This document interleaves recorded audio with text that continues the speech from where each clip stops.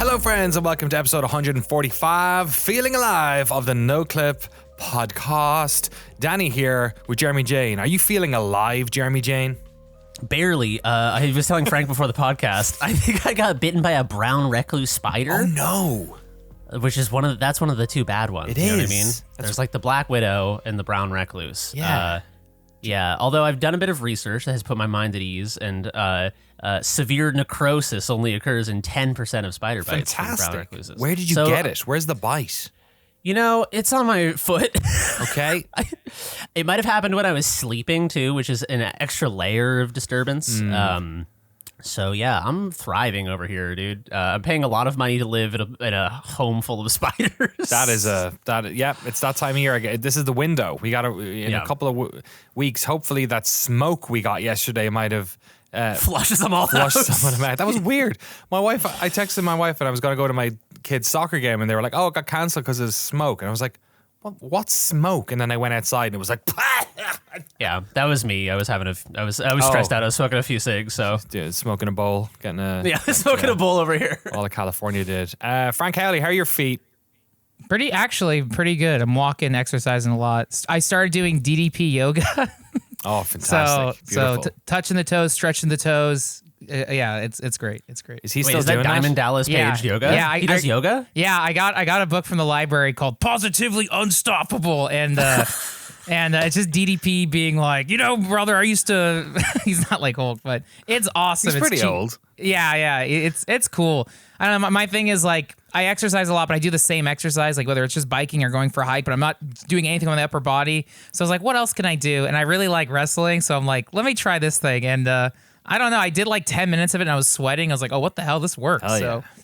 So I'll keep going with it. Love it. Yeah. He got like clean basically with yoga, right? Like he's like sobered up or something. He's like 67 years old. He's looking all right, and he's still around because a lot of the guys who were part of his era, their hearts did not make it. So fair play to DDP for getting on that yoga hit. And fair play to all of our incredible Battle Pass holders, Battle Royale Games, Arno, Richard Matherson, James Brown, Jason Drury, Mark Rojas, I almost called him Cobb Ryan. His name is Ryan Cobb, Tucker Morgan, Crimson Cyclist, Sven Huster, Tim Robinson, Forrest Pruitt, Andy Fegan, Darren Birmingham, Eric Hamilton Schneider, Cameron Ladd, Alex Sharp, Alex Crusade. That was like a little Mortal Kombat one. I liked it.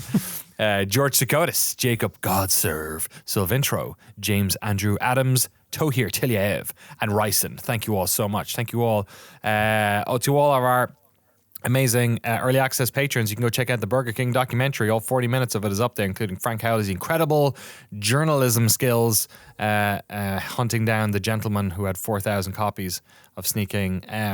Initial feedback on the podcast or on the documentary is very high praise, so people seem to really like it. It's a very silly documentary. I hope you enjoy it. We got some video games to talk about this week, even Mortal Kombat, Franzen, and Lies of P. Shall we start with the P? Can I talk about my P? My time. Yes. Lies of P. Somebody yesterday, I was in a meeting and somebody made the quote or just said the words "Rivers of Piss," and now in my head I've been thinking about a Lies of P sequel that's just called Rivers of Piss, and I don't know why, but I have to share that with you. That'd be a great weapon name too, because Rivers of Blood was the broken bleed weapon from Elden Ring. Rivers of Piss. So Rivers of Piss. Because Lies of P is famously about urine. That's the whole thing. That's the impression that I'm under. Can you disabuse me of that illusion? I can. Have you heard of Bloodborne?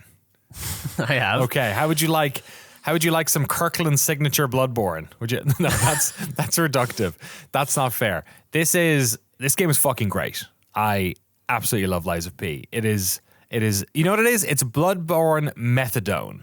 It's like I can't get the good stuff, but you know what? If the pharmacy and the government is willing to give me this while I'm waiting for my next hit, I'll go on this stuff. And it's legal. And it's legal. It's expensive, but it's legal. Just like methadone.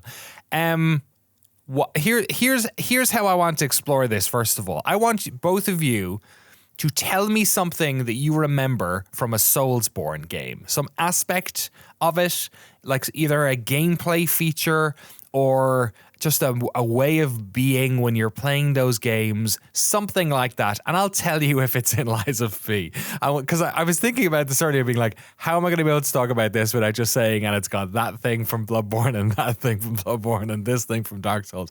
I thought, you know what, let's reverse engineer it. Is there anything about those games that, like, you know, could be anything? Could be a weapon, could be a person, could be a UI element. What? Just give me something. Let's play Lies of P bingo over here. Okay. Does it got bonfires? It has bonfires. They are called stargazers, I think. You can reload at them, or you can go back to a hub area. There, I've spoiled something else. And they are placed in places that are strategic, and you can use a clock watch to go back to one at any time. Does it have NPCs that do a spooky laugh? It does. It has NPCs. By NPCs, are you saying enemies or like non-enemy NPCs? I was talking non-enemy, but I'll flex on this. There was a lady at a window who was crying about her baby being stolen by the government, which I believe in Bloodborne, there's a lady at the window crying that her husband hasn't come home, and it's Gascoigne, right? If I'm remembering correctly. Yeah. So sure. And she's a bit weird. And there's probably something weird about the baby. I'm not going to spoil it, but there's something weird about the baby. It's got to be. Yeah. All right, Frank, you're up. Estus flasks. Yes, you have, what's it called? They have a magical blue thing that basically powers everything. And you take this magical blue stuff and whenever you're feeling sick. And every time you go to a stargazer, aka campfire, they all fill up. One interesting thing about them is that you also... they fill up if you're in combat a bit. So if you're in a boss fight or something, you might see that thing going, like if you're out of flasks, the background might be filling up a little bit, and if you kind of stay in the fight, then you'll get like another one, which I really like as a mechanic, because it kind of makes you go, oh well, I've kind of burned this boss fight, but you know what, maybe if I stick it out, I'll get that, and then and there's another thing you have like a I don't even know what you call it, like the weapon art stuff, I guess, but it's like a combat flurry that you build up as well, kind of like something out of a Mortal Kombat game or a Street Fighter game. You know, when you build up your whatever your bar is, and you can do your super bar. It's got one of those things in it too. So if enough of those things combine, you can actually turn around fights, which is pretty cool. Does it have a cane weapon? I feel like it probably does. I just got one off of like a bobby, off of like a police cop. So I should police cop. That's sure redundant. So let me quickly step back and say, Lies of P. The P stands for Pinocchio. They have taken Bloodborne and they have taken the now in the public domain works of the Pinocchio creator, who they give a shout out right at the top of the. He's been dead for probably 100 years.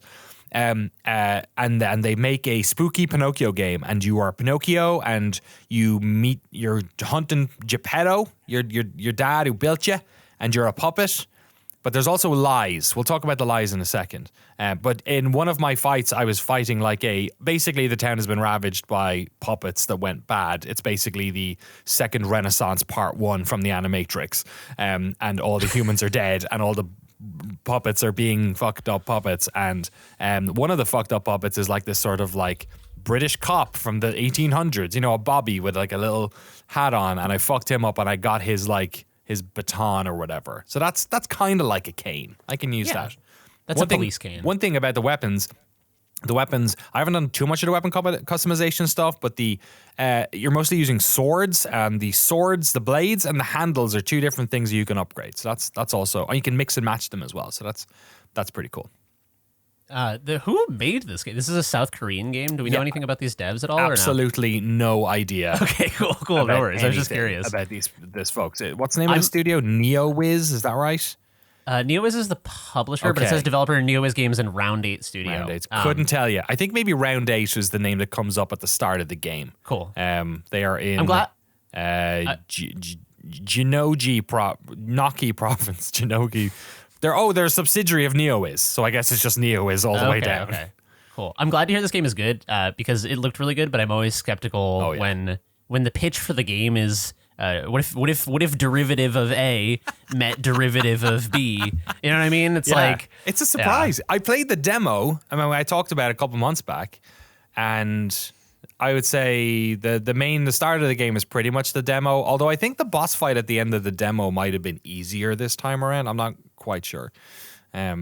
keep the questions coming. Frank, what you got? What else Is you there got? like I like Bloodborne has like the pistol. Does this have like like range projectiles? It doesn't. Well, the pistol in Bloodborne isn't so much of a range projectile as it is a sort of a replacement for the shield, right? You can use it as like your riposte or whatever it is.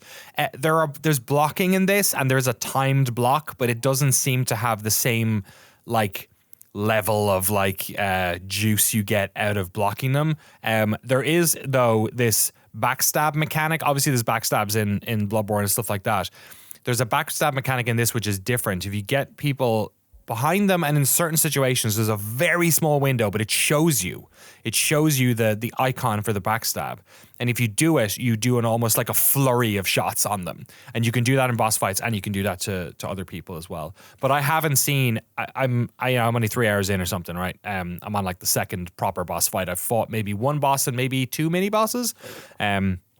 And I haven't seen it yet, but there's also, you can throw things and stuff. I just haven't fucked with any of that stuff yet myself. Doing a little digging into Room 8 Studio, or Yeah. Round 8 Studio. Wait, okay, Round 8 Studios on here, but then if you follow it, it goes to Room 8 Studios. I don't know if they changed their name or this is a different thing, so I guess I'm not going to cite this. I was going to say that they potentially worked with the Family Guy IP, but I'm going to need to do further research on this. This doesn't sound right. Maybe the internet spun you down a hole. What other questions do you have about? Yeah. Does it have like their version of multiplayer? Or actually, there's the invasions question. But the other thing is like messages to other players are like the blood spots. No, I don't think that's a good question. I don't think any of that stuff's in here. You can ask for AI help in the boss fights. There's a resource. It's like Stardust or something. It's all fucking, they just replaced. It's like Mad Libs, this whole thing. That you can use, but I haven't used it yet in the current boss fight I'm in. But you can do that. But I don't know. I don't think there's any multiplayer aspects to it, be it the messages or any cross-play stuff. Do we have like a story pitch of why Geppetto is the villain and we're hunting him down? Yeah, or sure. Just he made us. He kind of is like the master who made all the puppets kind of thing. So now that the puppets have gone bad, everyone's pissed off at Geppetto because he's like, but you're a special puppet. And this is where the lies come in. So you're a special puppet. At the start of the game, this little lady, guess what? There's a hub area. And in that hub area, there's a lady. And that lady helps you level up. You're never going to guess. Unbelievable. And you meet this lady. She somehow has this little blue butterfly that flies into your body or touches your arm or whatever. And you wake up and you're a little boy. You're a puppet. But are you a puppet or are you a boy? Have you heard of the story Pinocchio?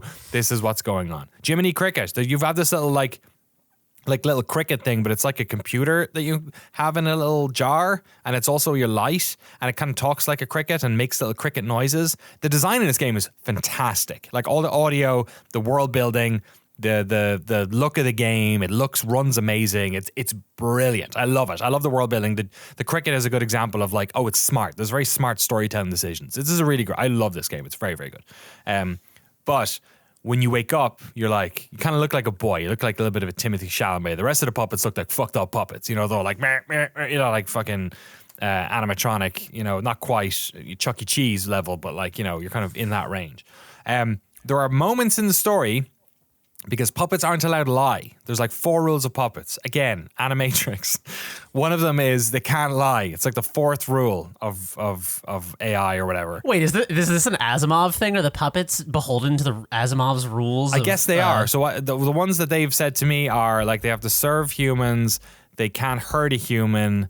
They have to protect humans. They have to do that. And then they can't lie is the other one. Is the last that's pretty one. close. That's pretty close to Isaac Asimov's 3 Laws of Robotics. I love it. It's good stuff. So yeah, just pulling resources from everywhere. It's great.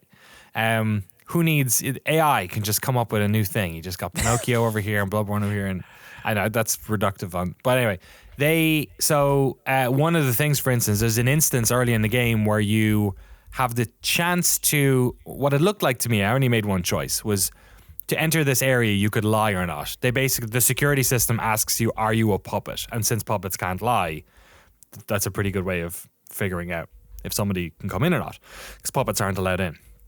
So I said, no, I'm a human. And that was a lie that I did. And when it did it, and the game is revealing this slowly, but what I think what it's edging towards is you gain a bit of humanity and you lose a bit of puppet whenever you do the lie. And I've had a couple of opportunities, and they're always in just like little story situations where I can lie or not. I also know that there's another element of like recordings, like vinyl you collect by doing mini quests and stuff, and you can play the music back at your hub, and that will also regain some humanity. So in typical Soulsborne-y fashion, it's not really spelling out a lot of this stuff. You're supposed to sort of like just go with it, I think. But yeah, I think so I don't know if there's what the risk reward is of being more puppet or being more boy. I don't actually know, but yeah, that's what's going on there. Only because you said AI generated, I had to ask ChatGPT really quickly for a couple public domain Souls game ideas. Yes, good idea. We got Sherlock Holmes. That's actually a really good one. I like that a lot. We got Dracula Bloodborne, which is the title it gave was Dracula : Bloodborne, which I don't think that's legally clearable. I feel like FromSoft would take issue. That you're like, no. You must have misunderstood. This is Dracula Bloodborne. Not a bad idea. Vampire powers, that's actually a pretty cool idea. Nicely done, Chat GPT. Well played. The other one, this one's actually way cooler. Moby Souls. Excuse me? Moby Souls. So you're talking about the whale, not the bald musician from the 90s. Whose granddad wrote that book. No. That's why Moby's called Moby. Is that true? Yes. What? Really? Yeah. It might be his great uncle, or I think it's his granddad. 100% is shit. Moby Dick. I don't know who wrote Moby Dick. You could find the Wikipedia. Remember. That's why Moby's called Moby, which is it doesn't matter anymore. It's public domain. We don't need to know who wrote it. You know, it's true. Ours. It's yours. It's mine. I mean, Moby's by the Herman Melville. It was Herman Melville, of course. Herman Melville. Herman. Does that mean by the transitive property that all of Moby's music is public domain? Yeah, because his great grandfather was so old. Moby Souls is like a whaling soul. I don't know how the combat work. I feel like because all the enemies are below the ocean, that would be a little rough on the readability Dredge of the did world. A good job, kind of. That's true. Doing had some weird vibes to it. Wasn't exactly soulsy though. Yeah, we've definitely on this podcast talked about public domain ideas for video games. It's just such a fun idea to think about, like the Steamboat Willie Souls. Steamboat Willie Soul. I mean, that's Cuphead a little bit, but it is. You're right. It is a little bit. They have that already. That's I wonder, like Fables. You know, like Fables. That whole thing. You know, a lot of those. That's all just like weird Bavarian folk tales, right? That'd be pretty cool. Yeah, you could do that. Just do ancient Egypt. Okay, wait, one more from ChatGPT. Frankenstein's Requiem. That rules. That's a good title. And they're all tonally right there, you know? I know, yeah. They're all gothic horror. Which is fair, because Pinocchio I don't really consider to be like that level of gothic horror. It's a little bit more twee, but like they've obviously dragged it in this direction.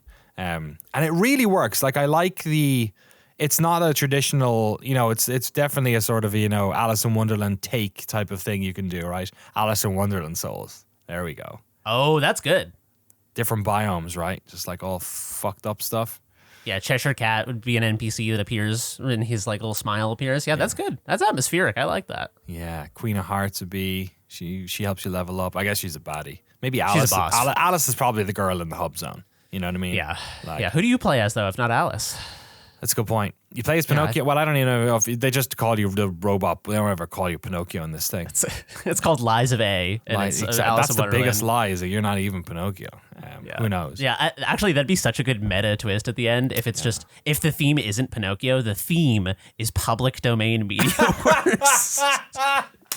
And by the end, there's like a whale boss. They all turn up, like Frankenstein turns up. There's a Frankenstein boss, there's a Dracula boss, and then by the end, they're like, what does it mean to own a story? And like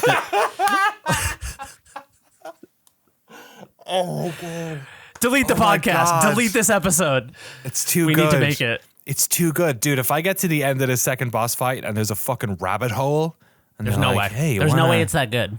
No, God, that'd be God. Could you imagine? They did all the marketing and they just totally duped everyone, and it just becomes like a fucking public domain metaverse. Yeah. Okay. Delete the podcast. And also, if we don't delete the podcast and game studios hear this, hire me as a consultant for narrative. Yeah. Jeremy has this locked down. We could have everyone in there. Moby's porcelain plays over the final boss fight. And he would do it because it's Herman Melville themed. Like it's it's a family thing, you know? It's full circle. That's why oh my God.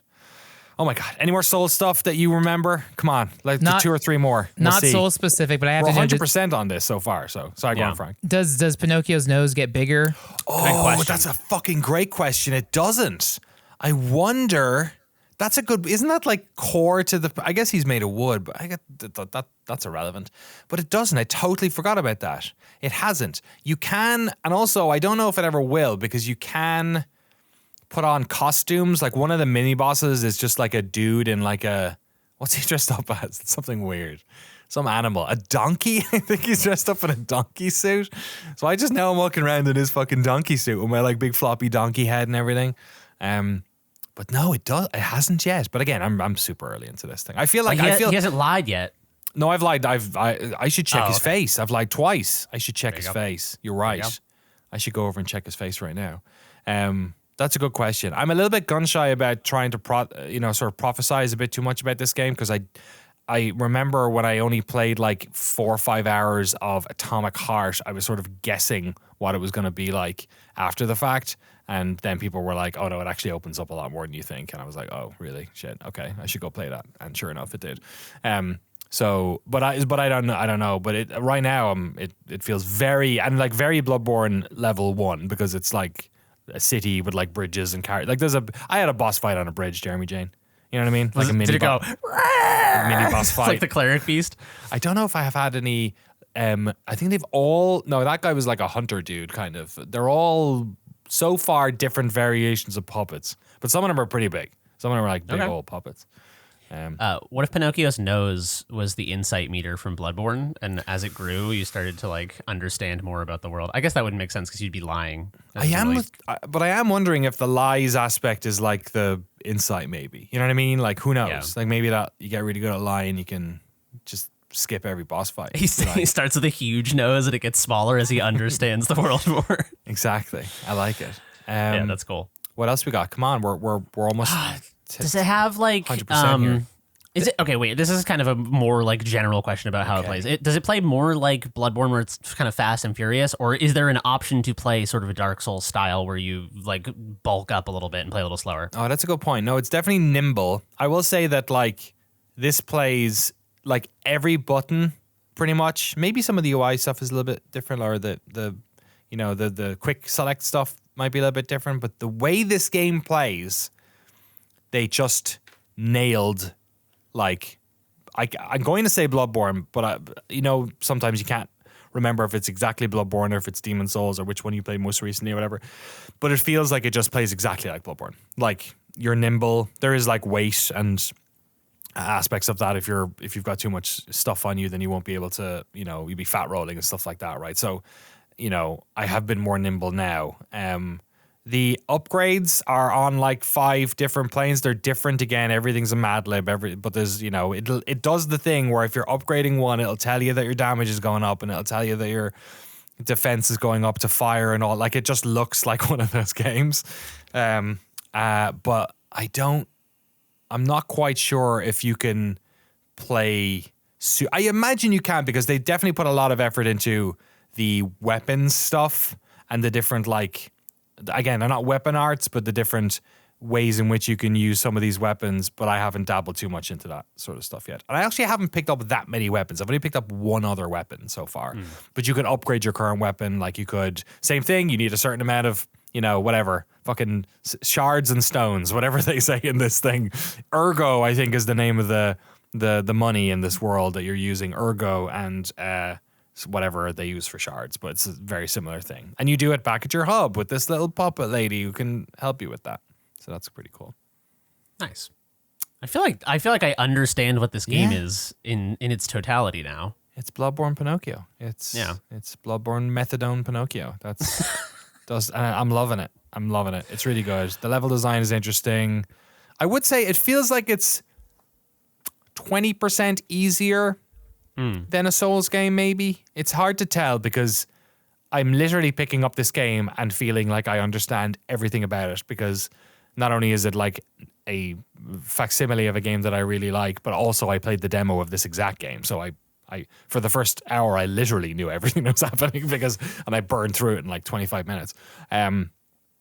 But it does feel, I will say, I don't know if that's the case, but it feels like it's very smart. The boss fights in this, I have enjoyed, dare I say it, more than some of the stuff that I've played in some From stuff, or like Elden Ring in particular, where some of those, and I haven't played Armored Core because it does sound like it's too hardcore for me, but I have felt like I can, like, because of the whole, you know, you have a certain amount of the flask thing might come back, and you have this like super bar thing that kind of fills up as well. Because of those things, I have felt less likely to just sort of like feel like, oh, this fight is fucked because I got hit with a combo right at the start, and I know that like this first phase I kind of need to get through without getting hurt because the second phase is going to be harder. I've also felt like, and again, these are very, very early bosses, so it's clearly like trying to pace me and show me. I've also felt like the combos from the bosses have had breaks in between them in a way that the From games often don't, where they'll do one attack pattern and then they'll do immediately into another attack pattern and immediately into another attack pattern. And sometimes I get, and this is probably just me not being particularly good at these games, is that sometimes I get into like a real panic of like I'm constantly rolling out of the way or constantly holding my shield up. Whereas in this, at least with the mini boss fights and the two boss fights I've been playing, because I almost, the second one I'm not finding that hard at all actually, but I haven't just got past them yet. I'm finding like I can take a breather and like get my stamina back and also just reset myself. And also maybe in those fights they've been telegraphing like there's only like 5 or 6 different movesets they do and you can get a good grok on them. They've also been mostly sort of in time. The boss I'm fighting now has started to do stuff at like off the metronome, as it were. You know what I mean? Do like the weird animation where it looks like they're about to hit, but then they wait an extra second and then they do it. Like that type of thing that obviously is a very important part of those boss fights in Soulsborne games. Maybe they're doing a bit more of that now, but at least the opening 3 hours, this thing's fantastic. I've heard from people that it works good on Steam Deck. I got it on PS5 because that's where I've played all the Souls games since I got Bloodborne, you know, whatever, five years ago, and I played it. My daughter was born, so I've been playing over there. But yeah, it's a great game. Sounds awesome. If you awesome. like Bloodborne, you should play this fucking game. Like looks great, runs great, design's great, combat's solid, doesn't feel cheap. If you told me From Software made this, I'd say sure. Like that, I mean, that is the highest praise I could imagine for a Souls-like. Yeah, I definitely want to check this out. I've been kind of craving a Souls-like, and I have thought about going back and playing Sekiro in the way that one considers texting their abusive ex in a moment of weakness. yeah, totally. But I can't put myself through that again. Yeah, I that was the one I couldn't. I do want to go back and do it because I think it'll be a beautiful thing when you get past it. But I will say, I'm feeling less like the parts where I'm so disappointed because I just need to get past this boss fight to see more. Like so far, I haven't felt, they've been challenging, but I haven't felt like desperate yet. And who knows, maybe I'll get there. And who knows, maybe that's a good thing to feel. I don't know. But like I said, it feels 20%, maybe 25% more manageable so far. But again, I'm only in the first 3 hours. Who knows? And who knows? Like if maybe the next 10 hours of this game is super repetitive and they never mix it. I don't know, but it seems to have reviewed well. I think IGN gave it an 8 and other folks have given it good reviews. So it seems like it's doing all right. So nice. I'm surprised that it's so good. I mean, I know the demo was really popular, but I just like I said, I'm always skeptical when it's like, oh, what if we took the formula that made another studio famous and combined it with an existing intellectual property? Yeah. But it looks great. Every piece of footage I've seen from it, I have been shocked how good and fluid and fun it looks. Yeah, and I will say that the demo definitely was like arresting to me. I was like, oh, this is good, and like people seem to think that as well. And I went into this feeling still like, oh, maybe that was its best foot forward, but actually the 3 hours I've played so far, 4 hours, whatever it is, has just gotten better and better. Like I've enjoyed it more as it's progressed. Most people seem to be 8 out of 10. As maybe some reviews haven't been done yet. VG247 gave it a 4 out of 10. So I don't know what happened there, or a 2 out of 5 or whatever it was. They didn't seem to like it, but everyone else seems to be down on it. Did GameSpot do it yet? Surely they did. I can't see it on that thing. Lies of P. Maybe they haven't yet. Get to more on that. No, I got an 8 as well. They give it an 8 as well. Yeah. Wow. So there you go. Lies of P. No strings attached, they said. I prefer Pinocchio, Bloodborne, Methadone, but whatever. Yeah, I don't write the mean, leads that's over just us. That can be our byline. Exactly. That's Liza P. Not the biggest game that came out this week, though. Frank, tell me about your time with Jean-Claude Van Damme. Mortal Kombat 1 is finally out. The sequel to Mortal Kombat 0, I don't know, naming conventions have gone completely out the door. We're resetting the universe. Frank, what do we think of Mortal Kombat Uno? So Mortal Kombat 1, it finally came out. The last one was Mortal Kombat 11. I think, is it also like the 30th anniversary of Mortal Kombat? I'm trying to think what the original one came out. That makes sense. Probably around there, right? 1992, Yeah, it looks like 93. 1992. So Yeah. I like that they took this opportunity to kind of reboot it. The reasoning, like the lore of Mortal Kombat's insane, and for most of my life I have not followed it. It's just cool ninjas and stock martial arts characters fighting each other, fatality gore. But I did play the Mortal Kombat 11 story mode, and yeah, at the end you defeat Kronika, who's the keeper of time, and So good.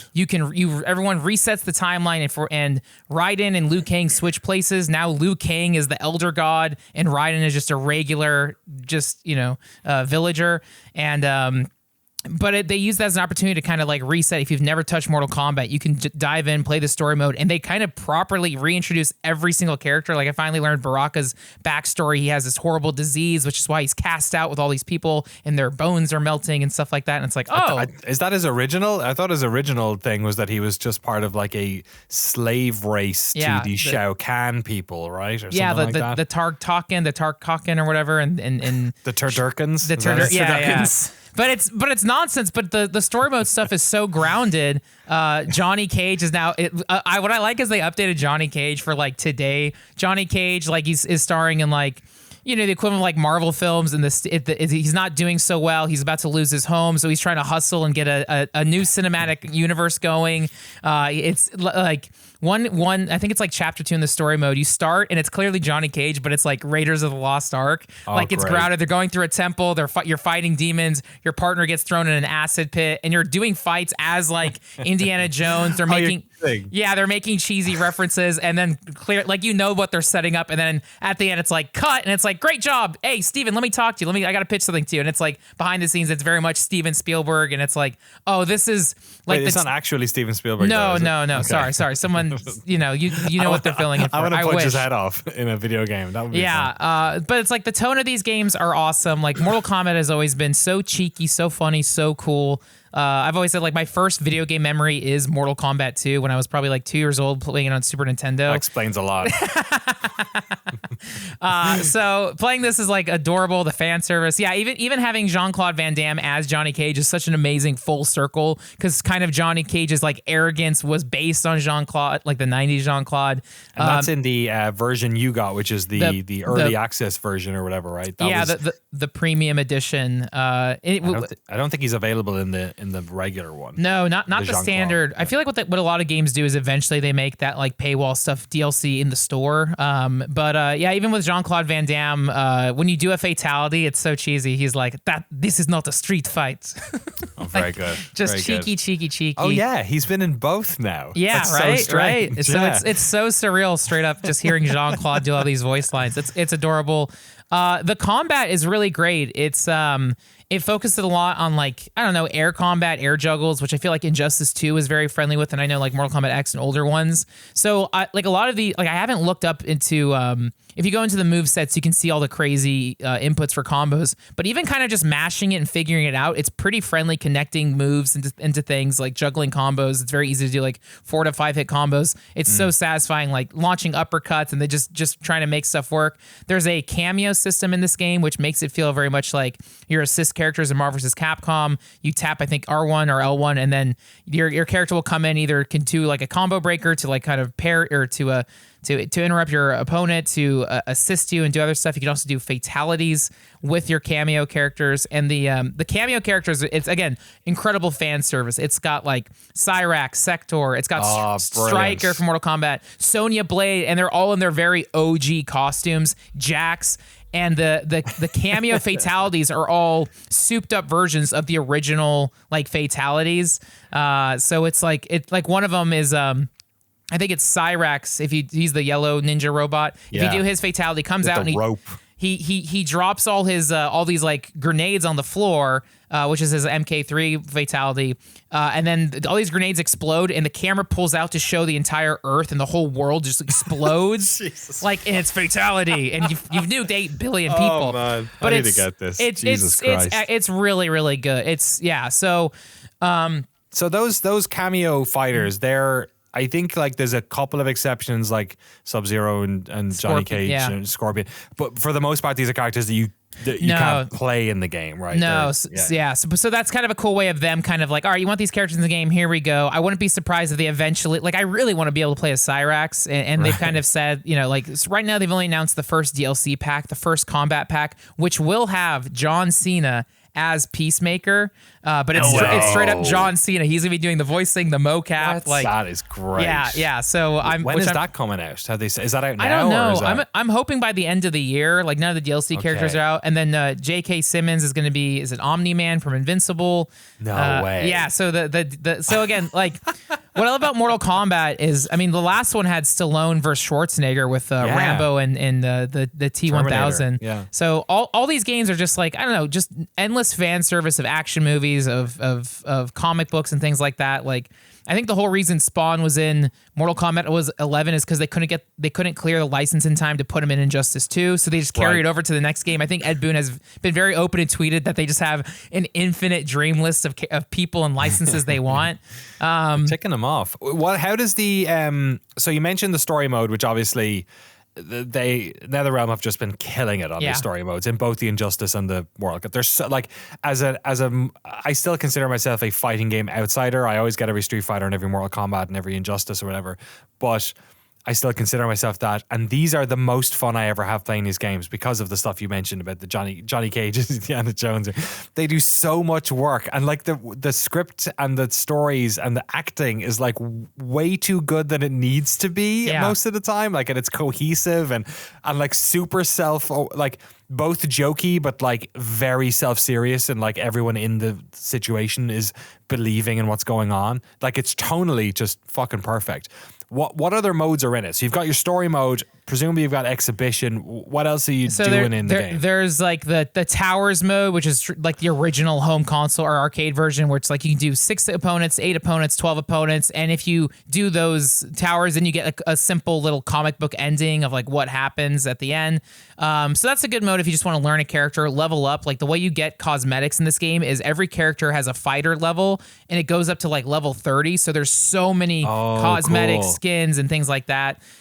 There's they call it the invasions mode, and I think that's this game's equivalent of like Injustice 2 and Mortal Kombat 11 had like essentially their towers of time, which is here's these fights with very unique characteristics going on. So there's RPG elements. You can put stat points. You can come into combat with talismans, where if you activate it, you'll have extra armor, or you'll hurl fireballs, and it's kind of like a Mario Party board game map where you just go over. Like the first one is in Johnny Cage's mansion, and so you go in, and it's very, again, these games are loaded with like fan service. You walk up to Johnny Cage's mansion and you get like a message from Johnny Cage like, oh, the password to get inside is like ABCABB, which is the original blood code.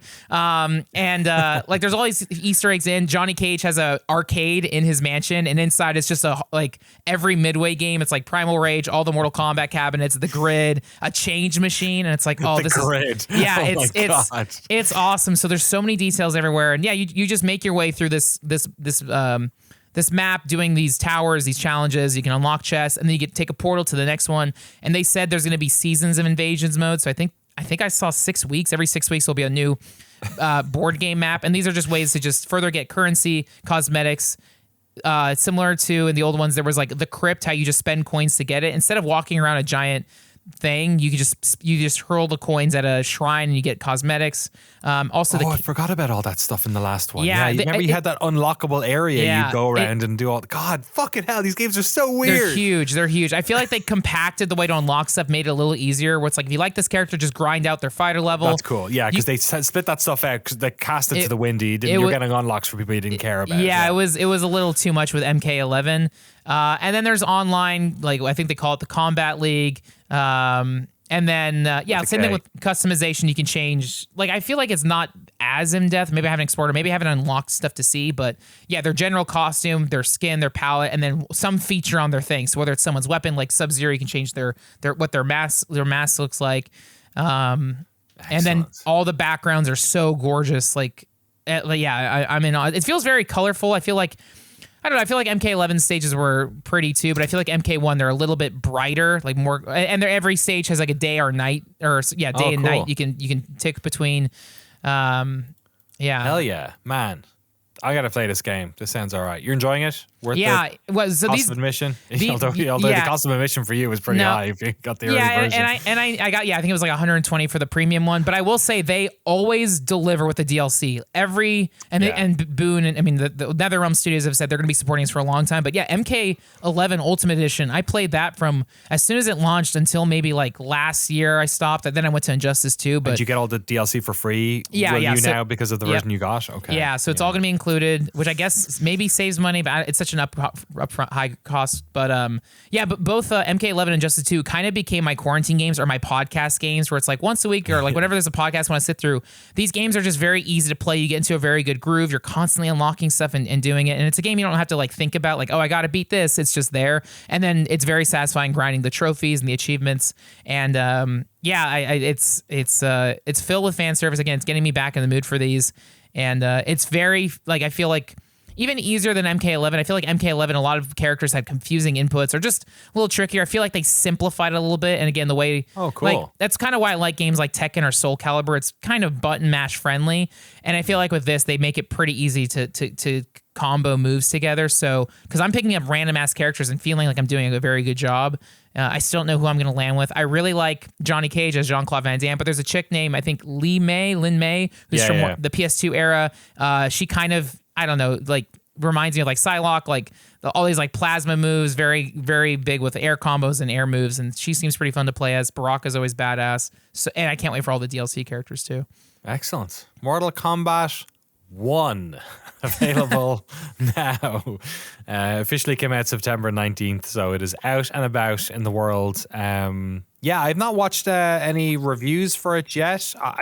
You know what's funny? I just these days I just assume NetherRealm are going to nail it. Yeah. Like it's I don't know what it is. Like we're all on tenterhooks for Starfield, right? And we're all a lot of these games in these studios were sort of like, will they do a good one this time around? And they have just had this genre locked down in a way that is like they know the games they're making, and it's I guess it's like when they're doing the promo for them, you can tell, like, because they're so good at marketing the games as well, and they're everywhere. Like Mortal Kombat ads go everywhere. They were in front of the Monday Night Football I was watching. They were UFC, like they're on billboards. Like these games are big, and they seem to do a good job of them.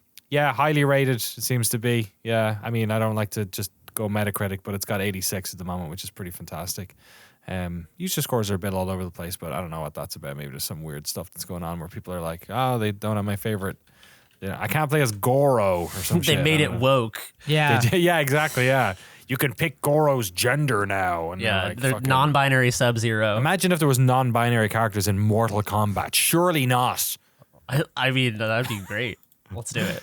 And do it if you're listening. These future people, these people have evolved beyond the need for. I would love like a gods. End of round line from Sub-Zero where he's like, "What need have I for gender?" Like, you know what I mean, like, right, yeah. That would I'll use whatever bathroom I want, motherfucker. Jesus Christ. Mortal Kombat 1. There we go. 2 bangers. Love to see it. Jeremy Jane, I'm glad that you've brought something indie to the table, because today feels a little bit like we're having a full. We had a Burger King and a McDonald's meal. We had 2 sort of big AAA kind of releases. You've brought a game from a developer called Scumhead, who it looks like have released a quite a decent amount of small indie games since around the time COVID started. So I don't know if there's any connection there. Maybe they're all very kind of dark and horror themed as well. So I wonder if perhaps the inspiration was there. Yeah. So The game is Franzen or Franzen. I'm not sure on the pronunciation. I also don't know if it's a reference to Jonathan Franzen, the great American novelist. Who knows? But Franzen is a bite-sized JRPG, is how I would describe it. It reminds me a lot of kind of like I haven't beat it yet. I've been really savoring it because I really like the atmosphere of this. I kind of just like, when you like you cook something really good and then sometimes you just open the fridge, you just like slice off a little bit of it and then just like make it last. That's kind of how I've been playing this game like 15, 20 minutes at a time. But it's a very short micro RPG is how I would describe it. The pixel art is unbelievable. So Scumhead as a developer, if you go through their games, they have this style that's kind of like very gritty, dark, kind of like gothic horror pixel art for most of it. It has like an Asian feel to it though. Is that fair? This one, the Franzen in particular, it reminds me of Narshi or Narsha, the town from the beginning of Final Fantasy VI. Okay, it reminds me a lot of that. The aesthetic and kind of the general vibe of the town, and it's very like mechanistic and industrial, and kind of there's like airships, and it's kind of got that the future but in the 1800s feel to it or something. Right. Yeah, also I have to give a shout out to one of the best game titles I've ever heard from Scumhead, which is Vomitorium. I love that title. Beautiful. That's apparently the idea of a vomitorium is largely a sort of made up thing.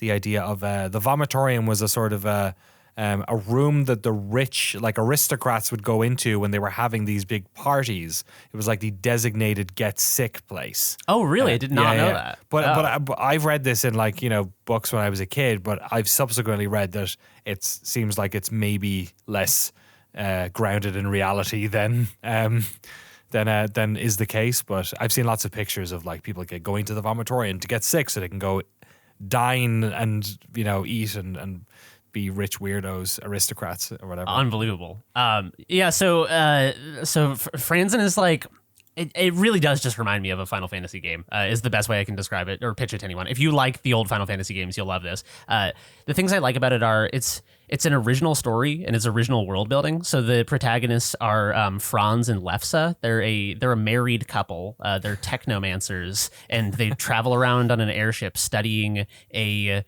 sort of like paranormal phenomena that had happened in the semi-recent past, which was called the Scream. Oh, and Lord. The Scream is like a big black tear that opened up in the sky and started leaking dark energy into the world. And this energy, like ozone. Yeah, it's kind of like the ozone in the 90s. So it's this corrupting influence that like twists the minds and bodies of creatures and turns them into demons. But there's also this very interesting. So the story also gets really into kind of the class dynamics of this world. Right. And as like the aristocrats grab for power and smash down the working class, there's also kind of this insinuation as the story grows that perhaps the Scream's corrupting influence not only turns people into like literal overt monsters that are just like screeching in the sky and biting at you, but also it like corrupts the minds of like aristocrats. It makes people act more immorally in more subtle ways. So I really like the way it's twisting together these themes of like real world monsters and more overt kind of like fiction monsters. Nice. Yeah, the writing is very minimalist. But I find it very effective. It's kind of like not doing too much, and I don't think it really needs to.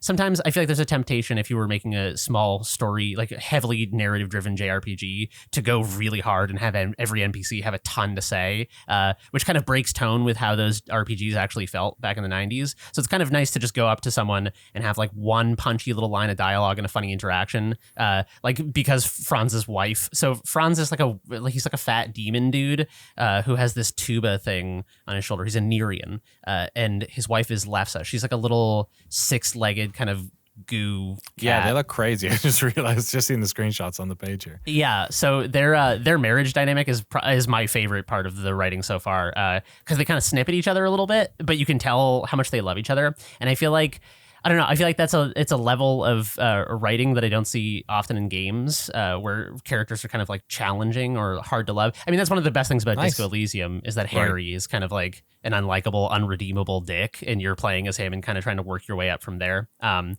so, yeah, their marriage being tense and like Lefse talking about how Franz is kind of an ass and stuff. I actually really like it. Also, if you go into the inventory, one of the things they both have equipped is a wedding ring. And I really love little bits of like systemic storytelling within menus and stuff like that. Franzen, it's free to play. How much have you played, and do you have any idea how long it is? People say it's 4 hours. I've played between 2 and 3. Cool. Yeah, it's I really like it a lot. I think it's I'm interested in, like, as I've been playing it, the thing that I keep thinking is I'm interested in stories told more at the moment by people who are like outside of large corporate industries that can put out larger games. I feel like there's like an interesting intrigue from stories that are told by just like an independent developer who's like scraping by, not someone who's like living a more, I don't know. I mean, I just think there's like, we've talked about before how counterculture in games is kind of a hard thing to have because games take so long to make, takes a lot of money and time and training and technical expertise and stuff. And so when we put out that episode, there was actually a guy who wrote an article about how counterculture doesn't exist in games. Which I had translated from German, so I don't know if I got all of it, but I think it's a really interesting question, and I think like independent developers who are putting out really heavily narrative games like this, I think is kind of the closest thing you get. They're just, they're not like comfortable people with like salaried writing positions writing a game. They're people who are just like want to make this game, work really hard on it, and then give it away for free. So if you do play this game, it's free on Steam. It's also on itch. If you play it and like it, go donate to Scumhead on itch, or like, buy the game again for free and choose to pay a couple bucks for it. I can't believe this game is free. I think I'm definitely going to give them, at least $5 for it. It's short, but it's so good. Cool. Yeah, I wonder what the reason is. And they've released quite a lot of free games, it looks like, as well. Some of them are first-person shooters. Some of them are RPGs, as you said. Go check them out on Steam. Franzen, Franzen, Franzen. Just went up, only released last week. And there you go. It's got a bunch of reviews on Steam, positive. So go check that one out. Nice one, gents. A lot of cool games to talk about there. It was like a little everyone, it was a show and tell. We all brought one little thing that we really enjoyed this week. That was pretty cool. We have one message here. Do we from somebody in the Discord or email? What is it? This was an email someone sent to was it podcast@noclip.video. Very, very passionate. So I thought, yeah, should we go for it? Yeah, go for it. All right. This is by Andrew Beck. Hi, answer of this email. You all did dirty on Rain World in the 100 Games episode, so I was pleasantly surprised to hear it come up on the most recent podcast. Yeah. I highly recommend you take a second look at it. Apologies, the rest of this email is an extended rant. As Mark Twain said, I didn't have time to write a short letter, so I wrote a long one instead. Ooh. Let me first give some Brevity is the sum of wit. Let me first give some context. I've been in the game industry for 15 years. Doesn't matter. I remember the early days of Noclip, and I would get frustrated on the general lack of understanding of how the industry works, dipped out for a while, and came back last year to see all of you have grown a deep understanding of the quirks and subtleties of game dev. I also live partly in the SV/startup world in Silicon Valley, and let me tell you, the level of understanding you folks display about how games are actually made is rare. There are many who think they understand, and there are others in the same field as you who add a valuable voice but still don't totally get it. So with that in mind, when I say you done Rain World dirty, no, it's not coming from a fanboy. It's a masterpiece. It came out in the Ori and the Blind Forest era of meticulous platformers and was widely misunderstood due to expectations that it was that kind of game. Honestly, it's closer to Creatures or Dwarf Fortress, and then it's a simulated world that you are just a part of. And the controls, people think they are bad or intentionally bad, but it's just that it's animation driven, and once you get the feel, it's so smooth, but it takes a long time to get that feel because there's no other game out there like it. And I do think it'll be a very interesting documentary. Steve G at Adult Swim Games picked it up due to just loving the GIFs posted at TIG Source. The AI is driven by a remarkable animation system, and there was a very impressive modding community built around it, adding multiplayer support. From when my boys were 2 years old and 3 years old, we'd play together. It's a brutal game, cool. So I would protect them and carry them, and huge amounts of content. I remember also talking to Steve G, who said that Adult Swim Games had a unique position with deep pockets of Turner, but complete independence, but I was skeptical. Such a dream is doomed to collapse. Unfortunately, I was right. In the aftermath of a years-long drawn-out fight over IP rights meant Video Cult couldn't continue working on it. When they finally resolved that and won back the rights, they released a bunch of community content, fixed it up as DLC, and it's like a whole new game.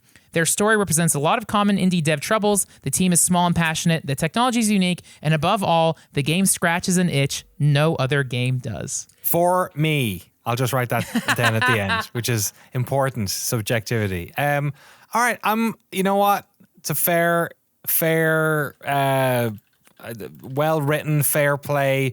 I will get this. I'm going on a trip for a couple of days. I'm going to drag it onto my Steam Deck and give it some time and report back on it in a couple of weeks, because next week's episode is a book club episode. We'll talk about that in a second.